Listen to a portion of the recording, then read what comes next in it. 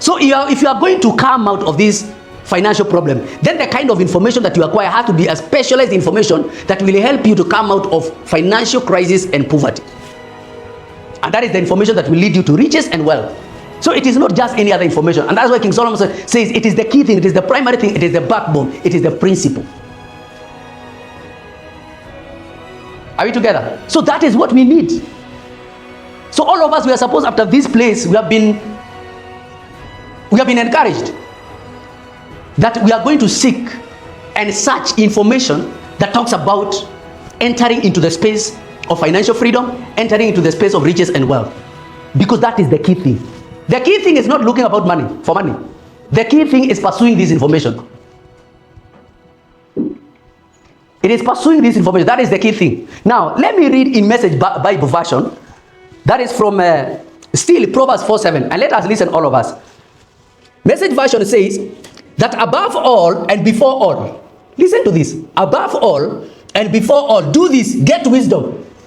Above all and before all, this is Message version. Above all and before all, do this, get wisdom. While this at the top of your list, write this at the top of your list, then get understanding. At the top of your list, top of your list. You, what has been in the top of your list is looking for money. That is why we have not gotten this money for all those years. All those years, we have not gotten for money. Now, I said something. Let me clarify. I know I've spoken about the conscious and the subconscious mind. Why are we really insisting about the acquisition of this information? The moment we acquire the information, it goes where? Let me see whether we have students. The first time you acquire information, where does it land? Thank you. It lands into the conscious mind. Thank you. And we agreed, on an average, on a daily basis, you receive at least 70,000 words or information or thoughts. 70,000. And you can see our financial state is not encouraging, which means, concludes that the kind of information that we have been acquiring is not a correct information. So for us to change, we need to begin to acquire the right information. Thank you.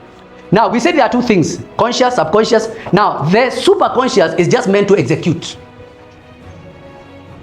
The work of the superconscious is just execution part of it. But the work lies in the conscious and the subconscious. And let me say this. It is the subconscious that determines 95% of your life. Subconscious determines 95% of your life. So who you are today has been determined by the subconscious mind, 95%. So conscious determines only 5%. So what are you supposed to do? Because the CEO, the chief captain, is the subconscious mind. So what are you supposed to do? You are supposed to sweet talk. Sweet talk your subconscious mind. Talk to your subconscious mind nicely, because he is the determinant, he is the holder of the signature and the stamp of your next financial level. Now, in our mind, I've done a lot of psychology, neuropsychology. That's why I'm talking about this. It's not something that I just read about yesterday, then I came today. In your mind, there's what we call neurons. Neurons are like wires. You see this wire, if you put on this light, and I put it on, is it this one? So there are currencies flowing to cause this light to light, right? There are currencies. Now there's what we call neurons or wires that connect the conscious and the subconscious mind. Those are like road networks. Now the reason why, the moment you come into touch with money, the first thing you think is spending. There is an expressway in your mind from conscious to the subconscious of what? Of spending. And until you block that road, I wish you can get this. Have you not realized there was a time you made a decision that from today I'll begin to save? Then you save only for 3 months. What happened? Yes. You said, I will never withdraw this money. You even registered an insurance policy, but after that, you went and told them you are cancelling everything, they should give you your money back, and they never even gave you back. Yes. So it's because you are dealing with the wrong thing. If you can only know there is a highway connecting your conscious, a very big highway. You know Thika Road Highway? Let me use that one. Expressway. From conscious to the subconscious, that highway talks about it. It talks about spending. If you remember the old Moranga Road, do we know? Do we know all the old Moranga Road? Do we know the main highway? Can you compare the old Moranga Road and the highway? Why? Which one is more active? Sorry? I wish you can get this. Yes? Which one is more active? Was there a time that the old Moranga Road was more active than the highway? Was there a time?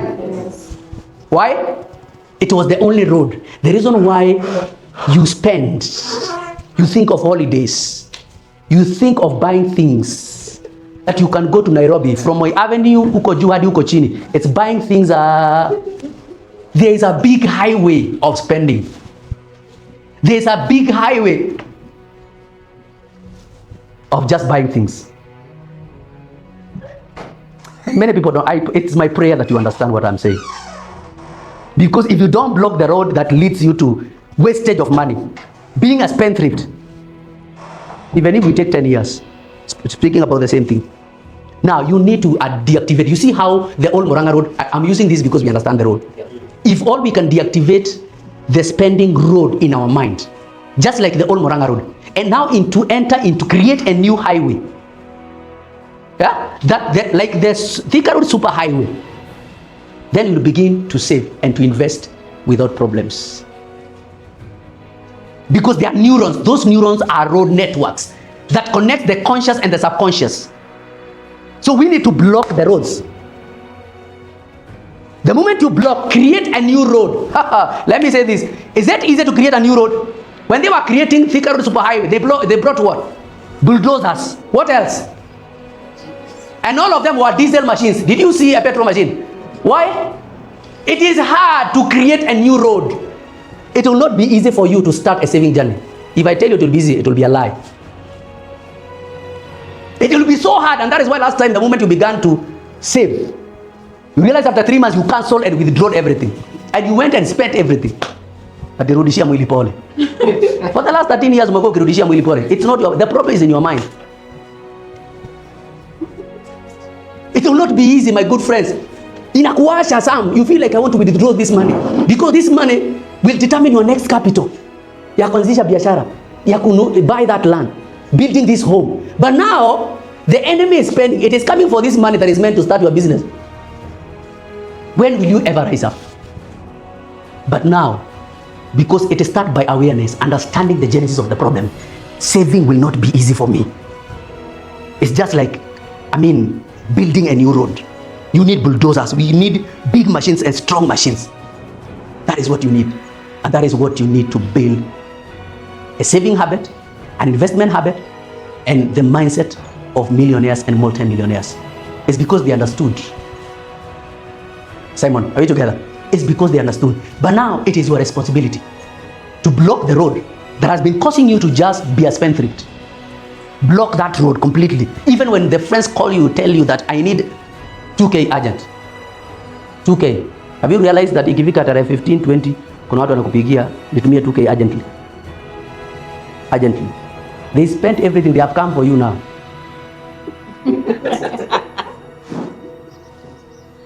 They have come for you, sir, Sam. And you see, they are enemy of your financial progress. They are enemies. You know what they are coming for? When they are requesting you send them 2,000, 5,000, they are coming for your car. They are coming for your land. They are coming for that business that you were about to start. Because it is that 2,000 multiplied by 100 times that will enable you to put a down payment for that land, a down payment for that house, a down payment for that car, a down payment for that business. Maybe somebody comes with a brilliant business idea and I've got this idea. When you assess this idea, it is a multi-million-dollar business idea. But I've got only 500,000. I need 1 million from you. If we get 1.5 million, we start this business. But because you have nothing, you have been giving out, dashing out your money, that business opportunity will bypass you. And you'll end up experiencing the same financial freedom every now and then. Have we understood there? If you have got any question pertaining to that area, just note it down. It's a very complex thing. And that is what people don't want to know. That one, I can take 1 week talking about. That's why you see, I like my specialist app. I have mastered especially the money mindset part of it and the psychology, because that is what is ailing Africans, all of us. Hizo zingine ni story. Saving hazina shida, investment hazina shida, starting a business there's no problem. Those ones are easy, a walk in the park if you just realign and program your mind correctly. Now, when it comes now to reading, studying and acquiring the specialized information, do you know the area that you are influencing?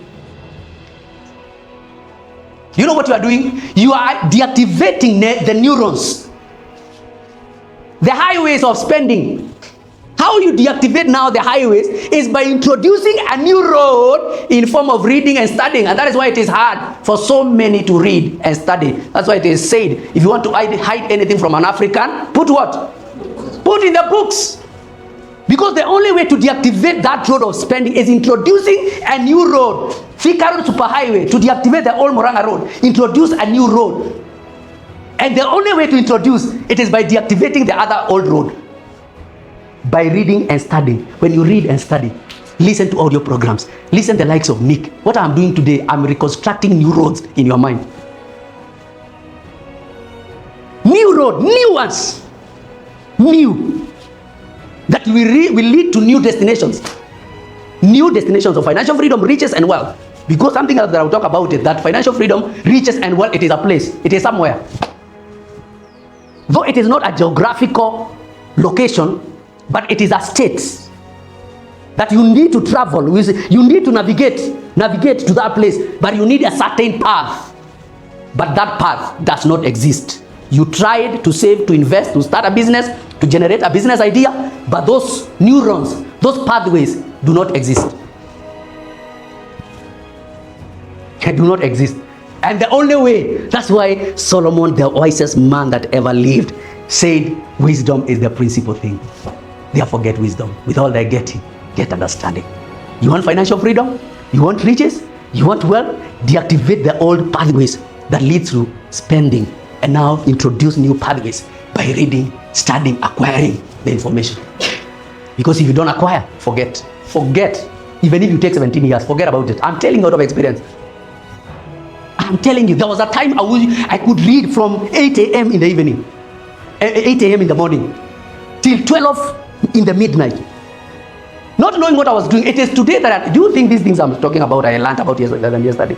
Ma'am, do you think I learned about them yesterday? These things I did from 2014, 2013. Though I didn't know what I was doing, but I was tired about money problems. I was tired about rent problems every now and then. And I made a decision, this thing has to come to an end. And it began by studying. When you talk about the rich and grow, the Rich Dad Poor Dad, those books I know them in and out. Think and Grow Rich by Napoleon Hill. Woo! That was my first book. I have read over 700 books, my good friends. Over 700 books. When I talk about one of my net worth, I'm sorry, I'm not sharing this as a result of pride. I just want to share my lifestyle to you so that you don't think that I landed from heaven. One of my greatest assets is my library. I've secured a whole room as my library in my house. Anytime I'm not doing trainings, I'm not with my children, the only place I am is in my library. It's in my library. Studying about wealth. How can I multiply? Studying. As I'm doing that, new paths are being created.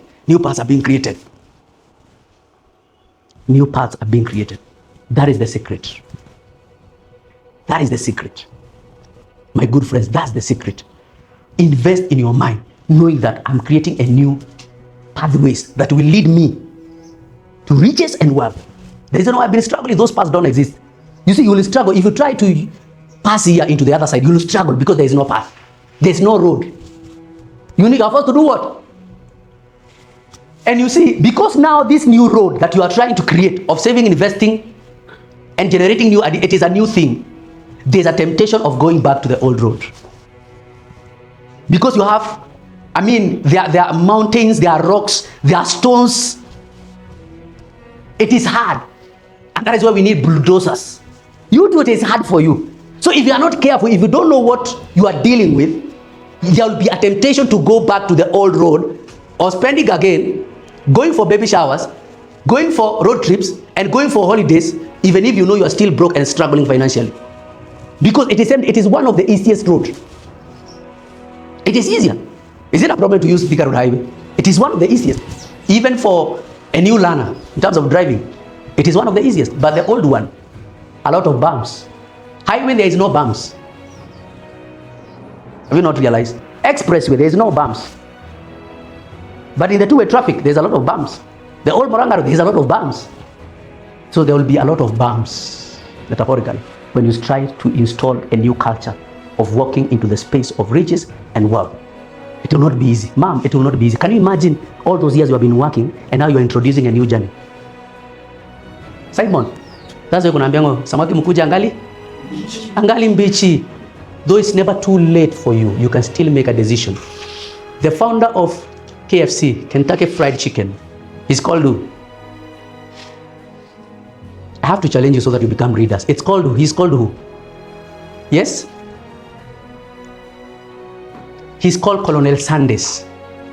He started his Kentucky Fried Chicken business with his last retirement check at the age of 65 years. All of us, we save, today we save to go and eat at Kentucky Fried Chicken. Can I tell you something? The moment he wrote his recipe, he went to present his recipe for 1,080 times. And those potential partners, they told him no. 1,008, Ananda, I have got this recipe of Kentucky Fried Chicken. If we do this, we will get this. 1,008 times, capital no, no, no, no. Until 1,009 times, potential partner, he told him we can give it a try. We can give it a try. It's because he was convicted in his mind. It was, the pathways to this KFC, Kentucky Fried Chicken business, it was clear in his mind. He could see the end. He could see the end. And that is why he didn't, it did not matter what people would say about it. He believed in it. And that is why I talked about the clarity part of it. So he had built the pathways that leads to that business. Otherwise you'll be discouraged. Mami, uliona tu uanze hiyo biashara. Hakuna kitu kingine ungefikiria. Ati na hiyo miaka yako yote ulizunguka ukaona tu uanze biashara ya smoky. You have to build, and that conviction comes. Look at the likes of Henry Ford. The founder of what? Is the founder of what? Ford. You may enjoy. Sijui nimesema Ford. Enyewe ni wa Ford. I thought you were just taking advantage of the name Ford. But to make it easier, he's the founder of that today politicians are fighting to buy. Do you know he tried to come out with an 8-cylinder engine for 12 years? 12! Working on the same thing, 12 years. He tries. Because there's what we call mastermind in business. You don't need to enter into the business alone. You can bring somebody on board. Maybe you have an idea and the other person has the capital. You come together. I always say it's better to be the tail of an elephant than to be the head of an ant. You start, that person has a big idea. You enter, you partner. That business metaphorically is like an elephant. It's better you become a tail of an elephant than the head of an ant. Tumeelewana? Yes. So he tried that to launch that 8-cylinder engine for 12 years, and he had a mastermind. By the way, this guy employed 50 engineers. Henry Ford never appeared anywhere. Never appeared anywhere. He was just the guy controlling the ideas and everything. But he played the engineers. For 12 years, he used to pay them. So engineers would come back to tell him, the idea is not working. We have tried to launch an 8-cylinder engine. It's not working. We have tried to launch. It's not. And go back. Go back. The only thing I want is an 8-cylinder engine machine. Nothing less. 12 years. So if you have not built strong highways in your mind of that business, you will give up. You will give up. You know this thing I've been doing for how many years? This is the 4th year. Do you think it was easy for me? Going, visiting, I've gone to even their staff at 3,000. Do you know what it means to approach such a company? You talk to the MD and you propose an idea and you tell them, I have this and this and this. This annual salary increment to your people will not help them, but I have a solution. And they have to call the board. And the board members are invited and they tell you, come present your whatever you are saying. Do you think it is easy? They will tell you no, no, no. If you don't believe in what you have, you will pack your things and go back to employment again. We were with this guy somewhere. I left. And the CEO called me, why have you left? I told him, my season in your company is over. I'm sorry. They called, the national sales manager called me, why have you left? It's because my season in your company is over. I'm sorry, let's do other things. And if you don't believe in what I'm doing, it's okay. Go to those who believe. You have to believe in what you have. But that conviction, Sam, it comes by investing in strong neural pathways, highway. It's like it's unstoppable. There's no bumps. There's no bumps. How about 150? Where's the stop? The only person who can stop you is the person who can partner with you or join you.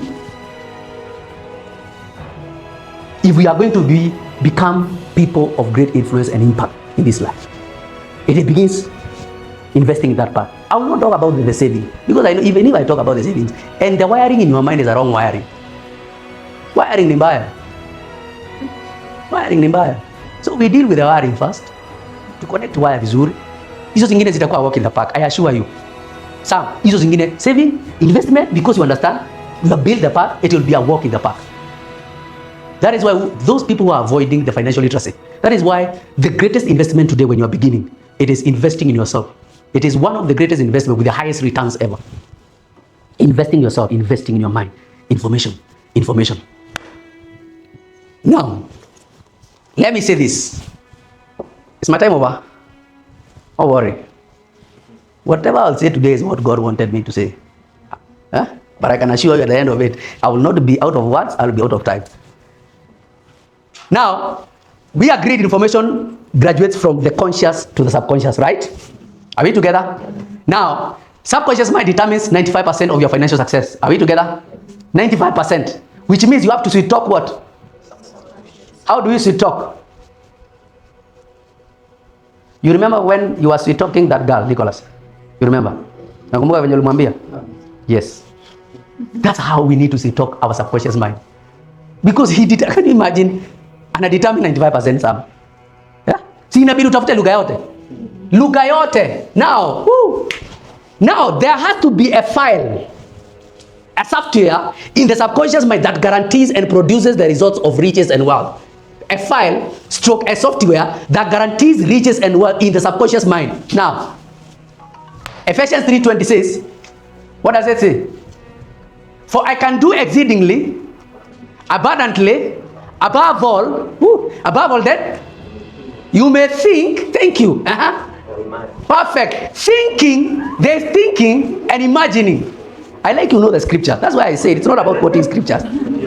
But at least you know. There are those who don't know. So that you can take it from where you are. Now, there's thinking as part of it. According how to you can ask or think. Now, asking is in the conscious mind. How many people have been asking to become rich and wealthy? Yes? All of us, you have been asking, why are we not rich? So it's not enough to ask. There's an aspect of the other level, asking. It's an application. You have applied now to the subconscious mind, the CEO, the holder of signature and stamp, to approve whether you are going to become rich or not. Now, how does the subconscious mind behave in such a request? How does it behave? I want to become financially free. I want to become rich. I want to become wealthy. Do you know what the subconscious mind does? It assesses the kind of file or the softwares that you have, whether it guarantees you as a guarantor to become rich or not. When there is no such file of riches and wealth, because you never invested in terms of reading, understanding, studying, meditating, you never invested, because those files are created as a result. Those neurons are created as a result of reading, studying, meditating. They are created. Now, you have applied the request of being rich and wealthy. Now, the subconscious mind, it determines 95% of your success. You know what it does? They check the database. This one you cannot get it. Go and Google. Some things you'll never get them from the books. It will take the revelation of God. Anytime God changed a man's life in the Bible, Genesis to Revelation, the first thing he interrupted was the mind. The first thing God dealt with, it is the mind. Now, back to our analogy. The subconscious mind checks. You have requested for riches. You have requested for wealth. Do we have such a software that guarantees riches and wealth? Do we have such a file that guarantees riches? And then the subconscious mind checks and it will say no. Yeah? Have you ever had something we call the battle of the mind? Yeah? Now, scientifically, it's called mental dissonance. It is a disagreement. Now, there's a battle between the conscious, I want riches. Subconscious mind says, there is now a file or software that will guarantee you riches. Now, and most of the time, 99.9%, the subconscious mind will always win. Hata nikimalizia hapo, Sam, takuwa nimemaliza. It's called neuro dissonance. You are medics. You can go an extra mile and search. Mental, the battle of the mind. This battle, nikuvuta, oh Sam, come here. I will do this. This is the subconscious mind. This is the conscious mind. So the conscious mind is requesting, I want to be rich. I want to become wealthy. But now, there is a battle. And at the end of it, the subconscious mind will win. Because I say 95% of your success, financial success, will be determined by the subconscious mind. You see the reason why we go back to the knowledge acquisition. Why are you disagreeing? Why have you been running away from books? Why have you been running away from books? Why have you been running away from studying? Why have you been running away from meditating? Back again to the word. Meditate on the word day and night. God is not a fool. God is not you cannot shortchange God. The moment I understood this, that is the time my financial life took a total 360 degrees paradigm shift. Paradigm shift. And that is why you hear these people, all these like even the likes of Warren Buffett. This guy that amazes me. Yes, Warren Buffett. He reads in between 3 to 4 hours in a day on a daily basis. Ingekuwa ni wewe ungekuwa unasoma kweli? Yeah? Can you imagine such a person? Until today, he has maintained the culture of reading and studying on a daily basis. 3 to 4 hours. You think you have to rise at 4 a.m. to go and work, forgetting about investing in yourself. Listen, work on yourself more than you work on your job. Mom, from today, make a decision to work on yourself more than you work. And I'm not saying for you to be lazy. If you used to wake up 6 a.m., kama hapa tulikuja na kuna wenye walichelewa, and you are not breastfeeding, I wonder what you are doing. Huh? You need to make a decision. Instead of waking up at 6 a.m., let me wake up at 5:30, prepare myself for 30 minutes, and then I give myself this 1 hour from 5 to 6. 1 hour. I told you, formal education will earn you a living, but personal education will make you rich. I am a product of personal education. It is not school. I never added any other degree. And I'm not saying going back to school is wrong, but you might go back to learn a wrong thing. The moment you have chosen your path, now you can go back and learn, invest according to that path of specialization that you have chosen. This general information will not help you. Naweza malizia hapo. This thing I cannot finish. This thing needs 30 days non-stop. I've spoken about neuro dissonance. The disagreement between your conscious brain and the subconscious brain. That is the battle of the mind. Have I said all that? The kind of information you acquire matters. So there has to be an alignment of the information. The alignment of what you want, according to Ephesians 3:20, the alignment of what you want and the alignment of the file or the software that is in the subconscious mind. Now, when there is it is called cognizance. Agreement. There's an agreement. Striking a deal. The conscious is saying this, I want to become rich, I want to become wealthy. Now, the subconscious says this, there's a file of riches and wealth. They agree. And that is where explosion comes in. And that is why in Ephesians 3:20, if you read it, it says, I can do exceedingly, abundantly. Now, the exceeding, listen, look at how we quote scriptures. By the way, we didn't remember Bible school. Let me clarify so that you don't see I'm saying my own things. Rema Bible School. Go and search about Rema Bible School. Authentic Bible doctrines. Now, you see this abundance, I can do exceedingly and abundantly. This I like this. If you can get this, exceeding and abundant is as a result of the agreement of the conscious and the subconscious. It is an agreement. So we only say, I can do exceedingly abundantly, but you have not worked on the other side to make sure there's an agreement between the conscious and the subconscious.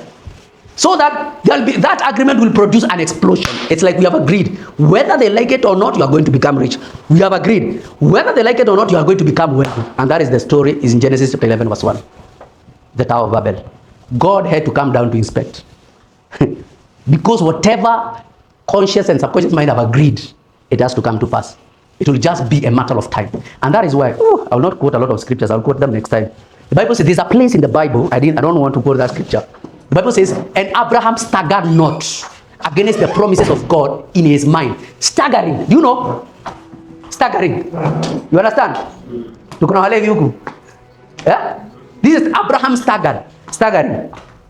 Now this staggering, ni hapa kule, in the conscience and in the subconscious, there's no disagreement. Subconscious mind inasema hivi, conscious mind inasema hivi. There's no unison, there's no agreement. He staggered not, he made sure. Do you know what that means? He made sure what the Bible says, what the promises of God says about him becoming the father of the nation. What the Bible says is what I'll hold on. And that is why we come back again to the laws. What are the promises of God as far as your financial life is concerned? The law. Hold on to it. Hold on to it. Meditate on it until it graduates to the subconscious mind. The moment it graduates, conscious and subconscious agree. And financial problems will come to an end. Riches will be part and parcel of you, and wealth. People will wonder what happened to Simon. Utaambia kujeni, come back. But the problem, people don't want to read and study, meditate on. They are very hard. Yeah? It's not easy. Mami, it's very easy. You can start even, say, in a day, I'm reading 2 pages. Now, where we come in now, I have risked on your behalf. You don't need to do guesswork over the books you read. Many pardon. I have gone ahead on your behalf. You don't need to do guesswork again. You need to ask me, Nick, because I'm ready to enroll into this journey. What are some of the kind of the books I'm supposed to be reading? Audio programs that I'm supposed to be listening and watching. What are some of them? I know them by God's grace. Because if you start going to try and doing guesswork again, you will waste a lot of time. And you have wasted the last 10 years again and 15. Do you have any more time to waste? Yes. So that's where now, I'm not, you can look for other financial advisors or financial coaches, but if you can come on board 5, okay? Then we will tell you these are the books you're supposed to be reading. Leave alone these books. Hizi ni stories za Kakaboya, itakusaidia. Read this book. Yeah. Like now, all men go to Think and Grow Rich, Napoleon Hill. Go to chapter 11. Very important. The correlation between sex appetite and the production of ideas. It is said the same energy needed to produce idea, it is the same energy needed to pursue sex. So it's like choose, unapursue gani, hii ama hii. I'll just go to Think and Grow in Napoleon Hill chapter 11. And it's called sex transmutation. So that you see how we waste ourselves when we men, we are pursuing women. That single, I would have said, but I know I'm online. But tukikuwa kwa chemba ningesema kwenye zile rekodi na mtu. That bad production of a single idea is the same as the other side, pursuing and doing whatever you want to do. Okay? So basically next time I'll get to that point because so that we can get time for questions, right?